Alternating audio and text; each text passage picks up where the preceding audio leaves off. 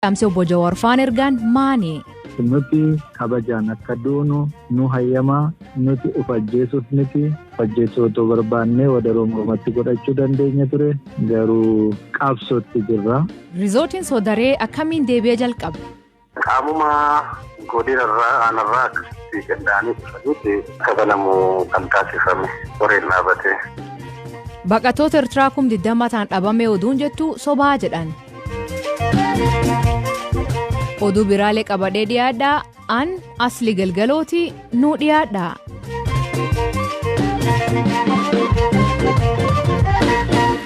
Dhaggeeffattootteen oduutiin jalqabaan torbee lamaaf laganna nyaata harka jiran obbo Jawaar faan laganna nyaataa kan dhaabuuf fedhii akka hin qabne himan. Guyyaarraa gareen namoota siyaasaa jajjaboo fi namoota amantii of keessa qabu garman hidhaa qaalitii deemanii jarii kun akka nyaata fudhatan kadhatanii turan. Nam ganam kan isaan dubbisuu deemu keessa tokko Abbate Urgeessaa waan dubbataniif deebii isaanii akka naannootti hima. Kan agarre Jawaar Mohaammed Baqqalaa Garbaatii fi Hamzaa Booranii ciisaniituma jiru. Bakka ciisanitti argine baay'ee miidhamanii jiru. Qaamni isaanii baay'ee miidhameera. Nyaata lagachuu sana manni Oromootis gaafii dhiyeessaa jira. Deeggartoota qabsoo bilisummaa Oromoo irraa darbu sana qabatanii akka isaan nyaata kana lagachuu dhaabanii nyaata fudhachuu akka jalqaban godhuuf yaalii kanaaf dhaqame. Amma ammaatti gumaachi gootan guddaadha. Qabsoo keessatti ammallee nyaata lagachuun guyyaa 13ffaa dhageessaniirtu hanga ammaatti dhiibbaan qabsoo Oromootiif jecha isin irratti murteessitanii godhaa jirtan kun waan guddaadha. Galata qabdu. Haa ta'uti immoo uummannis biyyis isin barbaada. Lubbuun jiraachuun keessan Oromoof bu'aa guddaadha yookaan bu'aa guddaadha. Kanaaf jireenya keessan irratti immoo isin qofa miti kan ajaju. Qabsaan nama uummataaf jiraatu malee kan dantaa ofii qofaaf jiraachuu miti. Kanaaf uummata qabsooftaniif sanaaf jecha kana dhaabatee nyaata fudhachuu jalqabaa kan jiru. Deebiin isaanii maal? Deebiin isaanii kun waan qoosaa itti seennee nuti turumas madaallee itti seenne. Naaf nuti gama keenyaan wareegama barbaachisu kamuu kaffaluudhaaf qophiidha. Wanti har'a Oromoo irra gahaa jiru waa hamaadha. Oromoonni mana hidhaatti dararamaa jiru. Oromoonni kumaatamaan mana hidhaatti guuramanii jiru. Asuma Qaallitti bakka jirru kana qofa hidhamaan siyaasaa Oromoo nama 5,000 ta'a. Isaan kun kan ijji badee kan qaamni isaanii hir'ate hedduudha. Nuti qabsoofnee qeerroo 5,000 wareegne qabsoon jijjiiramni nuti finne har'a deebi'ee Oromoo galaafataa jira. Ammoo warri yeroo sana taa'anii baacaa turan, taa'anii sirnichaaf harka rukutaa turan, har'a qabsoo keenya dhuunfatanii qe'ee keenya irratti aanota keenya keessa naanna'anii waajjira banatanii filannoodhaaf dhiichisaa jiru. Wayita kanatti immoo jaarmiyaaleen Oromoo ABO'f KFO'n waajjirri isaanii cufamee hoogganoonni isaanii akka kanatti hidhamee hirmaannaa siyaasaa keessaa dhiibamanii jiru. Kana caalaa salphanii jiru. Isinumtuu maal jettanii kana nu gaafatu. Kanaaf nuti kabajaan akka duunu nu hayyamaa nuti uf ajjeesuuf miti ajjeesuu otoo barbaannee wadaroo mormatti godhachuu dandeenya ture. Garuu qabsootti jirra. Qabsoon karaa nagaa immoo keessaa tokko kana. Kanaaf hanga lubbuun keenya jirutti waan kana ejjannee ilaalurra duunee seenaa bareedaa galmeessinee dhaloota ufuufis akka fakkeenya taanutti darbuu barbaanna. Immoo sodaa dhaloota kanaaf dhaalchisuu hin barbaannu. Akkanaafuu gorsa keessanii fudhannee jechuu ka laganna nyaataa kan dhiisaniin. Fudhannee jennoo isaaniitiin akka itti fufan dhaamanii namoota gurguddatu achi ture, Boleen Jolataa faatu ture, Jaldaa Odeessaa faatu ture. Nuti akkuma isinirraa qabsoo kana fudhannee ga'ee keenya gumaachine dhaloonni itti aanus nurraa fudhatanii immoo ga'ee isaanii ni gumaachuu. Oromoon saba bal'aadhaa goota hedduu qabaa. Kanaaf abdiin keenya qabsoon jabaatee itti fufa kan jedhudha.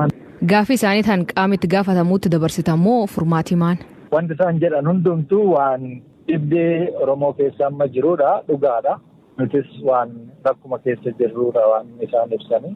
Haa ta'uti egaa lubbuun jiraattanii bara kanas dabarfannee borummoo uummata kana gara tokkotti qaama keessattan akka taatanidha kan barbaannudha malee mootummaa wajjin ari'ee dubbachuu dandeenye yookaan dhaamsa kana mootummaan akka furu maanaarraa fudhachuufi miti. kanas godhuu hin dandeenyu dhimma keenyas akkuma beektu mataan keenya mootummaa wajjin wal-dhabdeerra jira. Galatoomoo boobattee. Ayyee galatoomo. Himatamtoota galma Jawaarfaa jalaatti himataman keessaa obbo Dajanee Xaafaaf Shamsudiin Taahaan of dadhabanii kufanii amma hospitaala yaalamaa jiranii jedhan.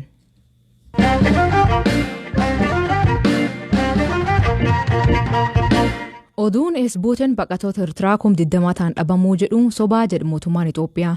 Daarektaraan olaanaa eejensii dhimma baqatootaa fi namoota baqa deebi'an obbo Tasfahuun Gobaazee ibsa miidiyaaleef kennaniin baqatooti 19,000 hundi Itoophiyaa keessa akka jiran hin beennaa jedhu. Torbe tokkoon dura baqatoota Eertiraa 19,000 ta'an kaampii lameen baqatoota naannoo Tigraay keessatti argaman keessa turan dhabamanii jedhanii miidiyaaleen addunyaa gabaasaa ture. Hamza Hussein gabaas qaba. የኤርትራ ስደተኞችን በሚመለከት በአጠቃላይ ወደ 200 የሚገመቱ የኤርትራ ስደተኞች አሉ። ኢትዮጵያ keessa baqattoonni Eertiraa 200 ta'antu jiru. Kanneen 50 ta'an kaampiiwwan lama naannoo Affaar keessatti argaman keessa jiru. Lolli naannoo Tigraay osoo hin eegalamin dura naannocha keessa baqattoonni Eritiriyaa 92 ta'antu turan. Kanneen keessaayis baqattoonni 49 ta'an kaampiiwwan baqattootaa naannicha keessa jiran 4 keessa jiraachaa kan turan yommuu ta'u, kanneen hafan ammoo magaalota naannichaa garaagaraa keessa jiraatu. Kaampiiwwan arfan Addi Harush, Maay'aayinii, Hisaas fi Shimalibbaa kan jedhaman yommuu ta'u, wayita rakkoon naannoo Tigraay uumamutti baqattoota kaampiiwwan afran keessa jiraniif deeggarsa gochuun rakkisaa waan tureef adda citeera. Hojiin seera kabachiisuu baqattoota irratti kan xiyyeeffate ta'uu baatus sababoota garaagaraan deeggarsi taasifamuuf gufateera. Keessattuu kaampiiwwan Hisaas fi Shimalibbaa iddoo opereeshiniin baay'een itti taasifamaa ture waan turaniif hojii hojjechuun hin danda'amne. Hojjettoonni achi turan yeroo gabaabaa keessatti iddicha dhiisanii bahan. Qaamoleen deeggarsa taasisanis humna namaa isaanii achii baasan. Sababa kanaan tajaajilli hundi kaampiiwwan afran keessatti ni dhaabbate. Baqattoonni Eertiraa kaampiiwwan kunneen keessa turanis rakkoo hamaaf saaxilaman. Keessattuu baqattoonni Eertiraa 19,200 ta'an kaampiiwwan baqattootaa Hisaas fi Shimalibbaa keessa turan gara iddoowwan garaagaraatti faffaca'anii turan. Hojii baqattoota kunniin gara kaampiitti fiduuf hojjetameenis haga ammaatti baqattoota 5,000tti siqan gara kaampiiwwan nageenya qaban lamaan Addi Harush fi Maay'aayin akka galan taasifamaniiru. Baqattoonni 3,000 ta'an ammoo magaalaa Finfinnee akka jiraatan gooneerra. Kaanis magaalota naannoo Tigraay fi Amaaraa garaagaraa keessa faca'anii jiru. Baqattoota kunniin iddoo isaan jiranii gara iddoo tajaajila itti argatanitti walitti qabuuf hojjetamaa jira. Baqattoonni tokko tokko gara Eertiraatti akka deebi'an dhageenyeerra. Dhuguma deemuu isaanii fi lakkoofsi isaanii meeqa akka ta'e ka qulqulleeffannu ta'a. Amma kaampiitan cufuuf mootummaan UNHCR waliin galuu dubbate obbo Tasfahuun. ሁለቱ ስደተኞች ጣቢያ ጋር በተያያዘ ብዙ የሚወሩ ነገሮች አሉ። ህጻጽና ሽመልባው ማለት ካምፒiwwan lameen Hisaas fi Shimalibbaan wal qabatee waan hedduutu odeeffama. Shimalibbaan kaampii baqattootaas jalqabaati. Daangaa irraa kiiloomeetira 20 qofa fagaata. Akka seera dhaabbata baqattootaa UNHCR'tti kaampiin baqattootaa daangaa irraa yoo xiqqaate kiiloomeetira 50 fagaachuu qaba. Rakkoowwan sababa daangaa mudataniif fi saaxilamtoota akka hin taaneef jechuudha. Jalqabuma akkamitti akka hundeeffame ani hin beeku. Garuu akka mootummaatti waan nu ilaallatuuf irratti xiyyeeffanneerra. Kanaafuu yeroo ammaa UNHCR waliin dubbanne kaampiin kun haala itti fufuu danda'u keessa hin jiru ka jedhurra geenyeerra. Baqattoota kaampii Shimalibbaa keessa jiran gara biraatti geessine kaampicha cufuuf walii galleerra. Kaampiin inni kaan rakkoo qabu Hisaas jedhama. Kun immoo fageenya irratti argama. Gammoojjii Dadabiit keessa jira. Jireenyaaf hin mijatu. Yeroo baay'ee baqattoonni kaampii kanatti erga galmaa'anii booda waraqaa eenyummaa fudhatanii haala jireenyaa jibbuurraa kaka'ee gatanii badu. Kanaafuu kaampii kana cufuun baqattoota gara biraatti geessuuf tattaaffii gochuun waggaa tokko dura jalqabee ture. Garuu yeroo sanaa aangoo harkaa qabu TPLF fudhaa ta'eera. Sababa weerara koronaa vaayirasiifis socho'uun hin danda'amne ture. Kanaaf ture malee jalqabumayyuu kaampiin kun cufamuuf kan turedha. ቆመ። በሱ ምክንያት ነው ይሄ የሆነው እንጂ መጀመሪያውኑ ራሱ መዘጋት የነበረበትና ለመዝጋትም ብዙ ስራዎች የተሰሩበት ካምፕ ነው የነበረው።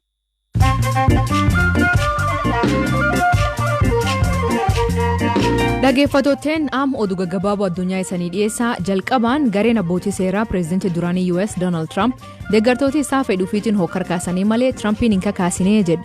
Senetiin Ameerikaa irraa adeemsi himannaa isaan irratti falmii eegale. Trumpiin himannaa irratti ka'e kan irratti raagaa hin ba'uu jedhan. Miyaanmar keessatti hiriirri mormii guyyaa afuraffaaf deemaa jira. Poolisiin Miyaanmar rasaasa biiraa gaasii namboosisuu fi meeshaa bishaan facaasuu namaa tadhaa oolullee hiriirra ba'uu hin dhiifnuu jedhan. Jiraatotni kun fonqolcha mootummaa ka torban dabruunii waraana geegessee mormu. Hoogganaan waraana Mozaambiik Jitoko eegii aangoo qabateen booda COVID-19 hin lubbuu dhabe. Eugenie Hussein kalee ka hospitaalatti yaalamaa jiru du'i. Jidabree waggaan kun ka shororkeessummaa balleessanii jedhee dubbate. Magaal guddoo Kooriyaa Kibbaa Soolitti saree fi qaxurreen yookiin adurreen mallattoo koronaavaayirasii agarsiisan qoratamuu qabaa jedhanii bulchiinsi magaalaa kuniin eegii dhiyoo tanaa yeroo duraaf qaxurre irratti COVID-19 argama. Bineensi manaa kun vaayirasichi irratti mul'ate manumaatti addaatti fo'amuu qabaa jedhan. Gamtaan Awurooppaa humni waraana Eertiraa kan naannoo Tigraay keessa jiru ba'uu qabaa jedhe. Mootummaan Itoophiyaa fi Eertiraa erga deebiin waraana Eertiraa Tigraay jiraachuu waakkate. Garuu Ameerikaan humnooti sun jiraachuu raaga qabnaa jedhe. Namooti COVID-19 qabamee 11 ga'ee jedhan kaampii leenjii waraanaa British Keenya keessatti. Loltooti British Kaji Dabree leenjiif kaampii Naanyukii Keenya dhuftee dubbii himaan waraanichaa loltooti 220 addaan baasanii kophaa tursanii jedhe. Ijoolleen amal dansaa horachuuf uleemman barnootatti deebi'uu qabdii jedhu ministeerri barnoota Keenyaa dhiyootanaa barattooti man barumsa gubuuf barsiisota dhaanuu jalqabde tan dhaabuu fi qorsii ulee jedhu barsiisan kun. Itoophiyaan jilam dhuuf keessatti talaalii COVID-19 miliyoon 9 biyyalaatti galfachuu hojjechuu jirti jedhu ministeerri fayyaa Dr. Liyaa Taadassaa. Itoophiyaan talaalii kana kagar biyyaatti galchitu karaa Covax akka ta'e himama.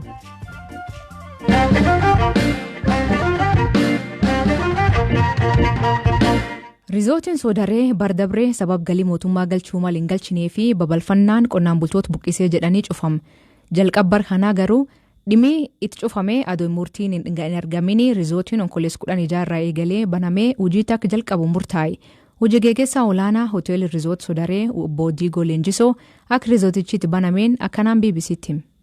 Yeroo cufame sanarraa hanga 7 hangi cufaa ta'ee ture tilmaaman miliyoona 50 ol kan dhabne ji'a 7 kana keessatti iddaamsuudhaan ifa baname immoo kan baname biqiltii milkii 16 booda achi booda qulqullina irra turre naannoo ji'a 3 keessa kan hojii jalqabne meeshota badan waan miidhaman hedduu jira bishaan lolaadhaan lagni ganna darbee lagni Awaash guutuudhaan qabeenya hedduu nu jalaa miidhe qabeenyota san miidhamirra ga'e deebisuudhaaf haaromsuudhaaf gara miliyoona 2,600 ol kan expensive isaa jechuudha.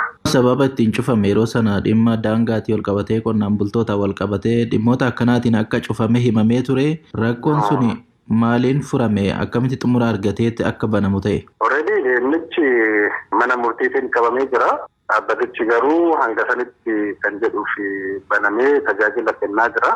Tajaajila ji'a 3 irraa jalqabee keessummootaaf guutumaan guutuutti manneen keessattuu manneen lagara jiran kan bishaan nyaataman sun hin haaromsamne haa ta'uuti bishaan dandaawwan bishaan daankiidhaaf ta'an bakka keessummoonni itti bashannanan guutumaan guutuutti haaromsinee sarvisii haala gaariidhaan kennaa jira keessummoonni keenyas nu deebi'anii. Rizoortiin kun akka deebi'ee hojii jalqabu kan murteesse eenyu? Qaamuma godinarraa aanarraa akkasitti qindaa'anii dhufaniiti akka banamu kan taasifame qoreen dhaabate. Kanaaf manneen gara mana 120 ol kan ta'an manneen lagara jiran isaan haaromsinee hojiitti hin galle poostiin isaa guddaa waan ta'eef. Miidhaa ga'e kana lolaadhaan miidhaa ga'e kana qulqulleessuudhaaf hammam isinitti fudhate? Qulqulleessa 16 kaasee hanga 5 almost naannoo ji'a tokko jala dhufa. Amma dhimmoonni gibira hin kaffallee akkasumas ammoo qonnaan bultoota wajjin waa'ee beenyaatiin wal qabatu sun mana murtiitti otuma ilaalamoo rizoortichi garuu akka hojii jalqabu murtaa'e jechuudha. Akkasi. Hojiin babal'isuu garuu hin jiru dhaabbateera. Almost hojiin babal'isuu dhaabateera yeroo ammaa kana. Obbo Diigoo Leenjisoo ka dubbise Bizwarq Olaanaati. Dhaggeeffattoonni sagantaan keenya galgal kanaa ganumaa nu eeggatanii dhaggeeffachuu keessaniif ulfaadha isaniin jenna. Mammaansi galgal kanaa garaan gurrin caaluu jedha. Hiikan isaa isan biraatti maanii kooment keessa nu beeksisa. Sagantaa kan qopheesse Hamza Hussein gam teknikaatiin Deevis Masaaru kan isaniif dhiyeessan asli galgalooti. Yoo waaqee jedh borsaatti akkana walta deebina naga waaqa kee bulaa oraa bulaa deebana hangafamaan bulaa.